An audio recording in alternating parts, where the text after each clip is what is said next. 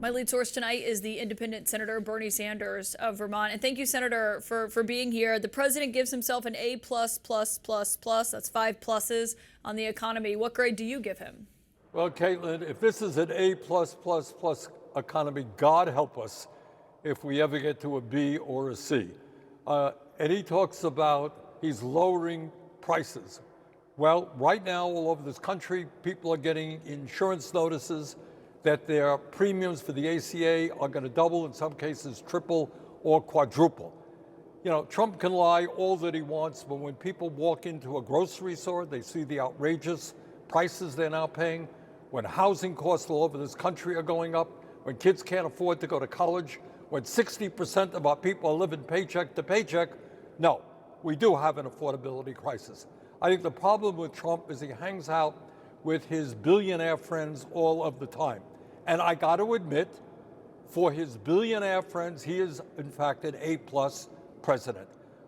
They have never done as well as they are right now. They are getting richer and richer while tens of millions of Americans struggle to put food on the table.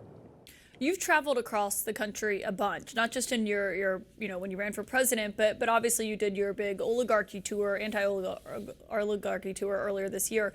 When voters hear the president say that affordability is a hoax and a con job that is meant to damage him by Democrats, how do you think the voters hear that? I think it backfires. I mean, you know, Trump lies all of the time, and sometimes you can get away with lies when people are not familiar with an issue. But to talk about how prices are going down when your healthcare costs are soaring, and when you can't afford groceries, you can't afford housing, you can't afford childcare, people say, you know what, this guy is either lying or he's way out of touch with reality. So I think when he says those stupid things like he gives himself an A plus for the economy has never ever been better, I think that kind of backfires.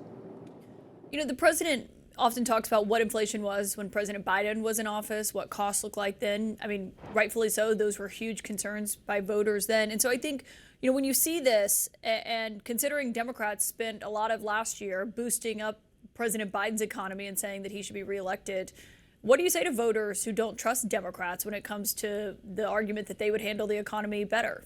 Well, as an independent, I share some of those concerns. I think the Democrats clearly have not been bold enough in a number of areas. Look, Caitlin, while Trump's big, beautiful bill is going to throw 15 million people off of Medicaid, and while this big, beautiful bill is going to double premiums for people on the ACA on average, the truth of the matter is, before the big, beautiful bill, our healthcare system was a disaster. It is dysfunctional. And the American people and Democrats have got to deal with the fact, why are we, the richest country on earth, the only major nation not to guarantee health care to all people? Why don't we have enough doctors and nurses and dentists? Why is our life expectancy lower than other countries, especially for working class people? Why do 40% of people who get diagnosed with cancer either go bankrupt or deplete their financial savings? This is an insane, disgraceful healthcare system. Now, we're getting more and more support, I have to say, good news, for Medicare for all, to do what other countries are doing.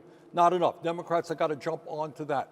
It is disgraceful that our federal minimum wage is $7.25 an hour. That is embarrassing. Democrats were not successful in fighting to raise that minimum wage, to make it easier for workers to form unions, to make college affordable for all of our kids, regardless of their income backgrounds.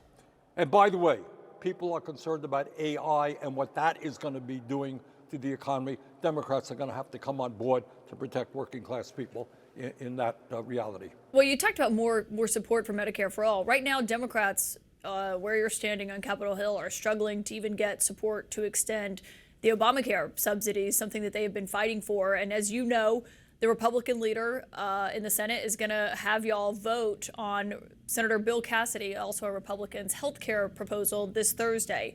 That bill does not extend the expiring enhanced Obamacare subsidies. It does expand health savings accounts, and it includes funding for Americans to spend on health expenses.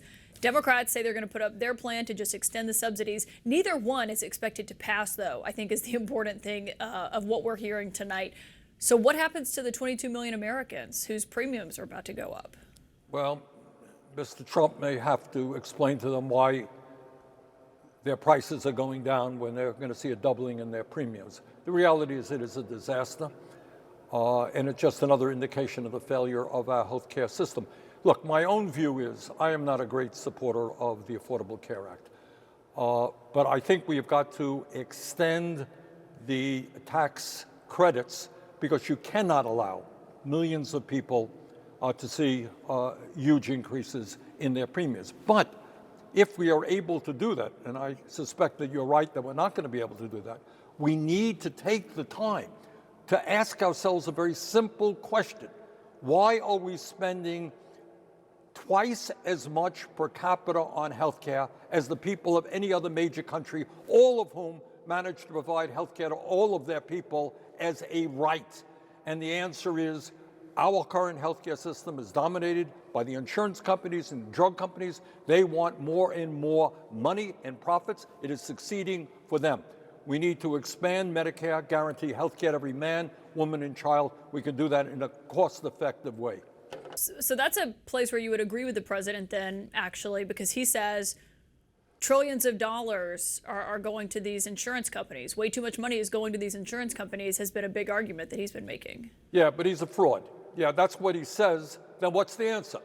Good. My view is that we should get rid of the private insurance companies, expand Medicare, cover dental, hearing, and vision, and over a 4-year period, make sure that everybody in America has health care is a human right. That is by no means what Trump is talking about. He's talking about giving people $1,000 or $2,000 when, if you end up in a hospital, you're going to spend several $100,000. He's talking about getting people into the so-called bronze plan with huge deductibles. The truth is, rather embarrassingly, Republicans have nothing significant to say about health care and the crisis that we're facing.